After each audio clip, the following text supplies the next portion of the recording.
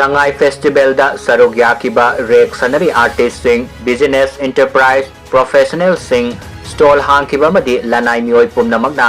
December 10 fawagi manungda makoina langjakiba dugidamak laibak miyamda Soikhre Lankhre Haina public apology tawgadabani haina lona thingkraba lalholo Kanglaipak Communist Party KCP Kanglai Yawol Kannalo KYKL People Revolutionary Party of Kanglaipak Pripak People Revolutionary Party of Kanglaipak Progressive Pripak Pro Madi United National Liberation Front UNLF Hariba lalhulub mga asina punna thadorok serola mana kangalakli serola sina makha taraduna hai miyam gi mayok talayduna Sangai Festival da Saruk Yakhiba Lila Party Mari Haibadi Sana Laibak Nachom Artist Association Sumthang Creative Artist Association Kamakya Sanggit Mandalamadi Samadon Artist Association Hariba Sumang Lila Party Mari si December 10 dagi mathang sahi December 10 fauba sahi ama lila sanabada athingba thamle Sumang Lila Council asigi President L Tomba madi Lifetime Secretary oriba